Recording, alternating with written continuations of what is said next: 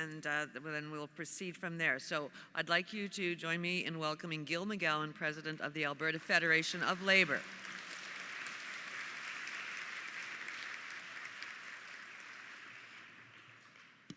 Thanks very much, Heather. In Heather's remarks on the first day, she asked a question. She asked, how many delegates are here for the first time? So I want to start by asking the same question by a show of hands. Wow. That's really healthy for the organization, but because you're here for the first time, I'm going to assume that you don't know who the hell I am. So for your benefit, my name is Gil McGowan, as Heather said, and I have the honor and privilege of serving as the elected president of the Alberta Federation of Labour, which is the largest worker advocacy group in the province. In the same way that you are members of UNA, unions come together in groups like the Federation of Labour, our district labour councils, and the Canadian Labour Congress, because we understand that the same way that individual workers are stronger when they stand together, unions are also stronger when we pull together. So I'm here this morning to bring greetings to you on behalf of all the other workers and unions who are members of the Alberta Federation of Labour. For years now, one of UNA's slogans has been, by your side, on your side. You live that motto every day with your patients, but you also live that motto as partners and participants in the Alberta labor movement. Picket lines, rallies, campaigns, schools, town hall events, marches. Whenever other workers have needed your support and solidarity, you've been there, by our side and on our side. Your leadership, your friendship, your solidarity have helped make our feisty little labor movement here in Alberta a real force to be reckoned with in our province. We literally couldn't be who we are, and we couldn't do what we do without you. Neither our province, nor our healthcare system, nor our provincial labor movement could function, literally, without the United Nurses of Alberta. So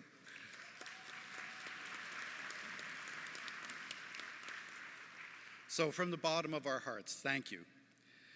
But I'm here this morning to do more than say thank you. I'm also here to make a very important announcement on behalf of the AFL, on behalf of our affiliates, on behalf of the labor movement. Yesterday, you probably heard that Prime Minister Trudeau sent a strongly worded letter to our Premier, Danielle Smith, addressing her proposal to pull Alberta out of the Canada Pension Plan. And in that letter, Prime Minister Trudeau said that CPP has been the cornerstone of retirement security for all Canadians, including Albertans, for the past 60 years. He said that withdrawing from CPP would expose both Albertans and other Canadians to unacceptable levels of risk and insecurity when it comes to their retirement incomes. He said the harm that the Smith government's plan would cause to Canadians is undeniable. And he said that he would not stand by while anyone, including the Premier of Alberta, seeks to weaken the pensions and reduce the retirement income of Canadians, including Albertans.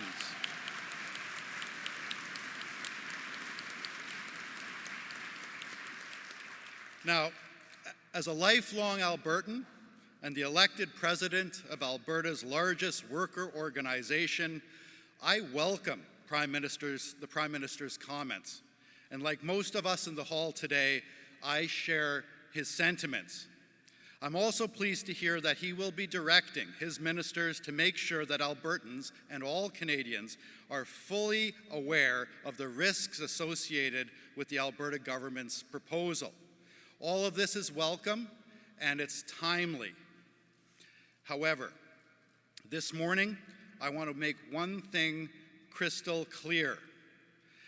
Alberta needs a robust campaign to promote the value of remaining in the Canada Pension Plan, but that campaign cannot and should not be led by Prime Minister Trudeau. That would play right into Danielle Smith's hands. She wants a fight with Justin Trudeau, and she's willing to play politics with our pensions to get it.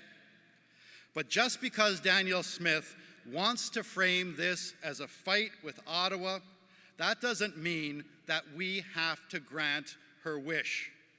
She may want to own the Libs, but we want to protect our pensions and our retirement security, and that goal, protecting the retirement security of Albertans and all other Canadians, is much, much more important than Danielle Smith's political games.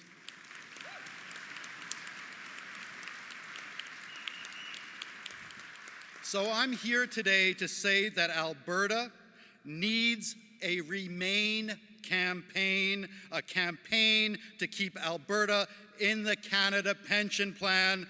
And that campaign needs to come from Alberta, not from Ottawa. It needs to be Albertans who lead the charge. It needs to be Albertans who debunk the myths and challenge the lies. It needs to be Albertans who push back and defend our own retirement security. This morning, after robust conversations with all of our unions, including UNA, I am proud to announce that Alberta workers, through our unions and through your federation, will step up to the plate. We will organize the Remain campaign that Albertans have been waiting for.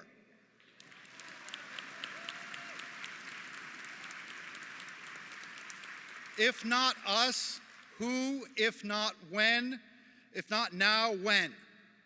To be clear, what I'm announcing today is not just a union campaign.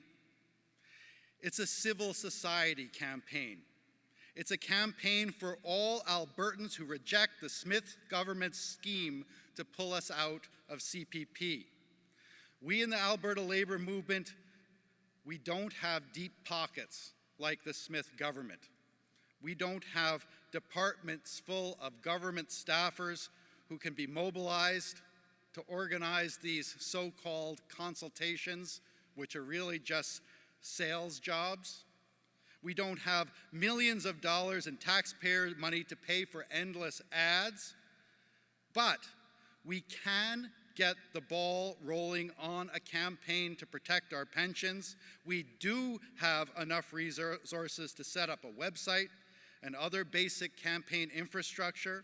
We do have the wherewithal to hold meetings for concerned Albertans. We do have the inclination to act as a catalyst and convener for all those millions of other Albertans who share our concerns about this harebrained scheme to pull our province out of CPP. Most importantly, we have the truth on our side.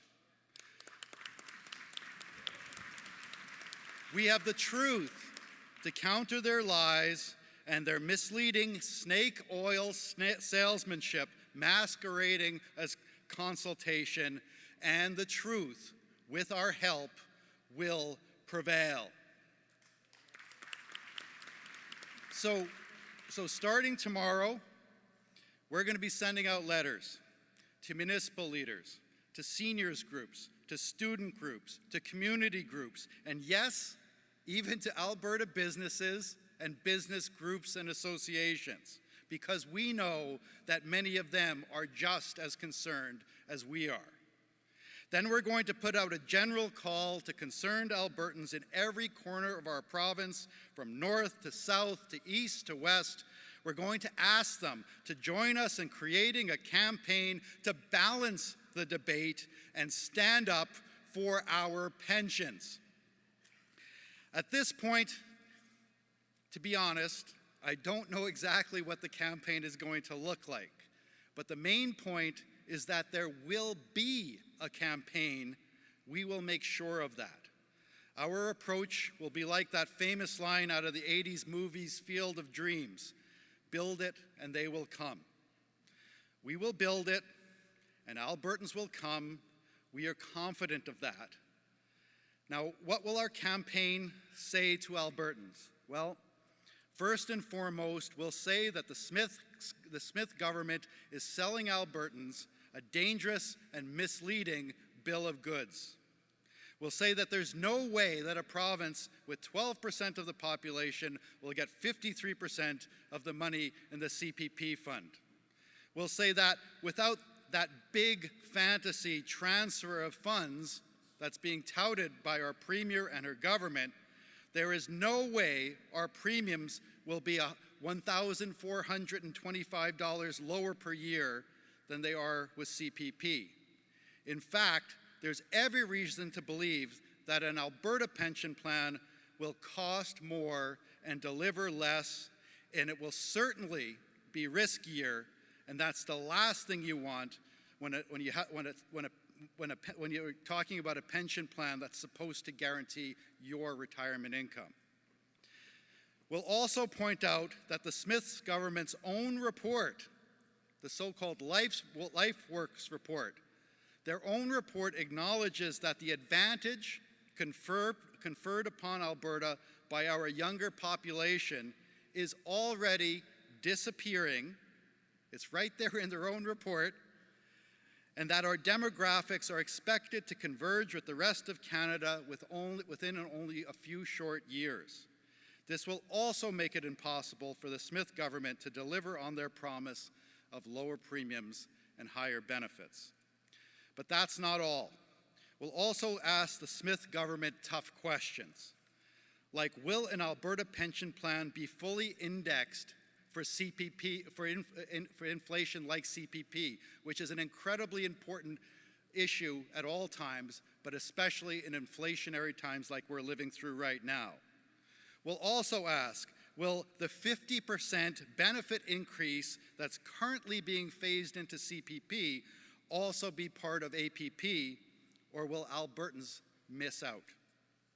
In addition, we'll make sure Albertans hear some hard truths about the Smith government's plan, like the fact that pulling out of CPP would be an irreversible decision. No do-overs. Like the fact that other provinces do not, despite what the Smith government has been saying, they do not have to agree to make an Alberta pension plan portable across the country. Like the fact that no one would be exempt. All current retirees would be swept into APP. No one in this room would ever receive CPP. All of us would be forced into the APP, whether we have 4 years left to work or 40. Our campaign will say these things. We will give voice to the concerns of ordinary Albertans, and we will remind people that the most appropriate thing for them to say when faced with this outrageous nonsense coming from our government is, hands off our CPP.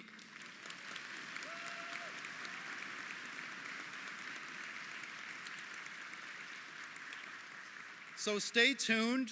The Remain campaign is coming. And full disclosure, we're going to ask you to chip in, both individually and collectively. We need money for meetings, for organizers, and yes, for ads.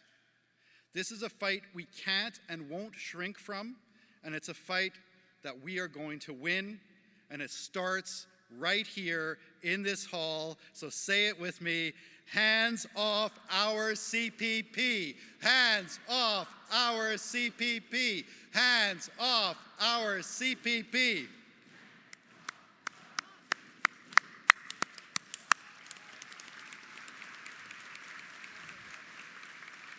Now, I can't leave the stage today without mentioning one other issue: bargaining. As Heather noted in her opening address, collective agreements covering 250,000 Alberta workers will expire early in the coming new year. That is an unprecedented number, and it includes almost everyone in this room. UNA will be at the bargaining table. HSA will be at the bargaining table. AUPE will be at the bargaining table. The Teachers Association will be at the bargaining table, and unions at our post-secondary institutions across the province will also be at the bargaining table. As negotiations commence, there will be both threats and opportunities. On the opportunity side, let's talk about them. The last time you bargained, the government had big deficits. This time they have big surpluses. The last time you bargained, the government was trying to convince Albertans that we had too many public sector workers, including nurses, and that all of you were paid too much.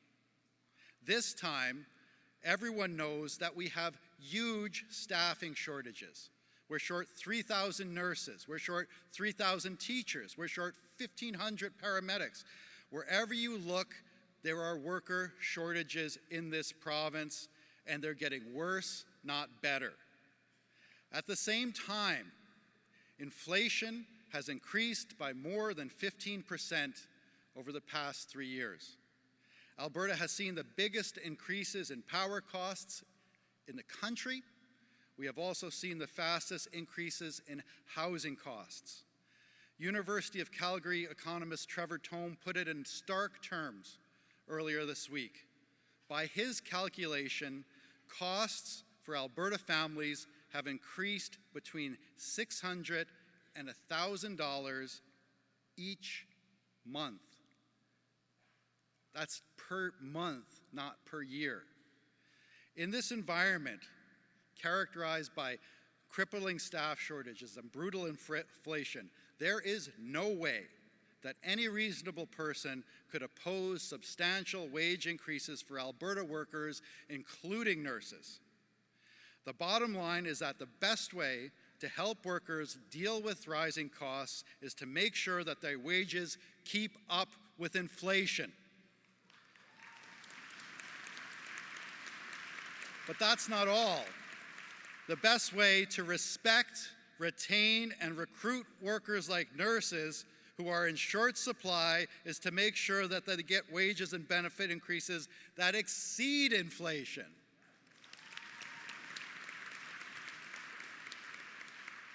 The good news is that this logic is playing out in other provinces and other sectors. Workers have leverage, and they're using it.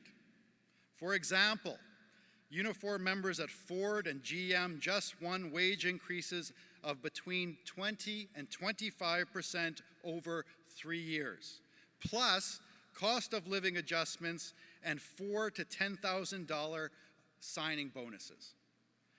As you've heard, the BC nurses won increases of over 15% over 3 years, plus cost of living adjustments and a $750 million fund to reduce nurse-patient ratios. It can be done. Here in Alberta, our construction trades, led by the AFL-affiliated operating engineers and boilermakers, negotiated increases of 16% over just 2 years, plus cost of living adjustments and pension improvements. All of this bodes well for you as you pursue your 3 R's: respect, retention, and recruitment. But here's the bad news. Common sense isn't really common within the ranks of our current provincial government. Instead of acknowledging the need for raises, the UCP is doubling down on cuts and freezes. How is the government setting itself up for its negotiations with you and those other 250,000 workers over the next year? Let me count the ways. First, they're putting nothing in the budget for raises. While virtually every other employer on the planet is acknowledging that wage increases are in order during these inflationary times. The UCP seems to think that they can defy the economic laws of gravity. Second, they've promised a $1 billion income tax cut, which would disproportionately benefit the wealthy. That's money that could and should be available to help show you the respect at the bargaining table that you deserve. But because of these tax giveaways, that money will not be there. Third, they've adopted what they call a new fiscal framework, which says that at least half of all their surpluses, which are running in the billions of dollars right now, half of those surpluses have to be used to pay down debt, and they say that the other half must be deposited in what they call an Alberta fund, which is really a slush fund for their priorities. This will leave nothing for bargaining with 250,000 Alberta workers. Fourth, they've announced their plan to introduce legislation in this fall that will prohibit the government from raising taxes, even taxes that we need to pay for our vital public services, unless those increases are first approved by Albertans through a referendum. Basically, what they're trying to do is set up a situation where they can claim that the cupboard is bare, even though it was they themselves who have deliberately made that cupboard bare. This is the ultimate goal of the whole conservative, ultra-low tax project. At some point, the taxes get so low that we can no longer afford to fund the basic services that our province needs. Now, despite the fact that we are the wealthiest province in the country by every measure, that's where we are today.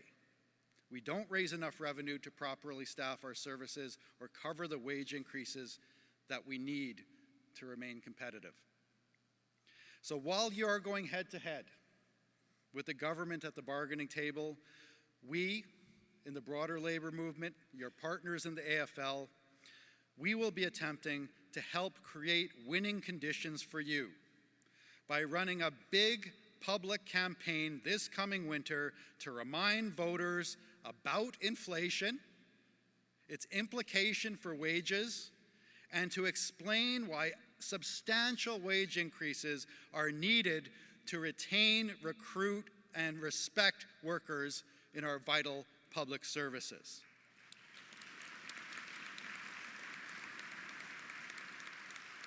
We're also going to bring unions together to see if we can coordinate, at least on some of our actions, similar to what unions did in Ontario during the education support workers strike and what workers in Quebec are currently doing in advance of their public sector bargaining season.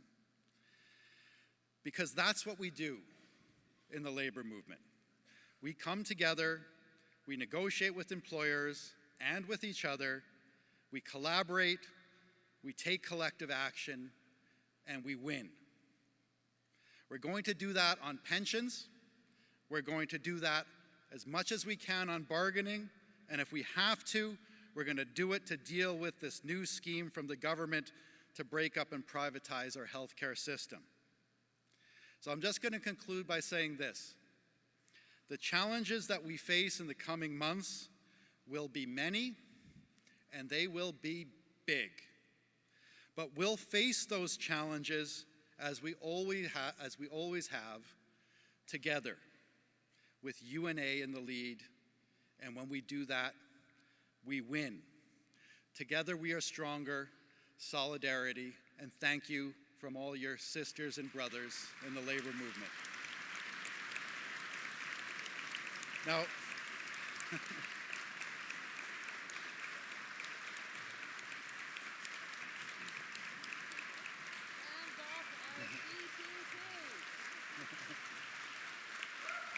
Hands off our CPP.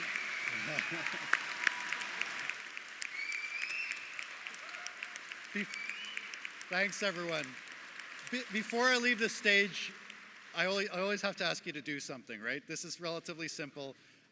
If we have it queued up, there's a CPP pension petition, which has been available at our table in the other room. But if you haven't already signed it, please text the word pension. Well, I know you all have phones. Get your phones out. Text the word pension or pensions or CPP, or any three of those words will work, to 555-255, and that will take you to a landing page where you can sign our petition. I think we're about 10,000 people already, and this will only be one aspect of our campaign, but this is our effort to get the ball rolling. We got 7,000 people signing this thing in the first week, so and we're up to about 10,000 now. So if you could text pension or pensions or CPP to 555-255, it would be 555. There's only 2 5s. 55255. Sorry, 55255. Yeah. Okay. Well, thanks everyone. Take care. Thank you, Gal.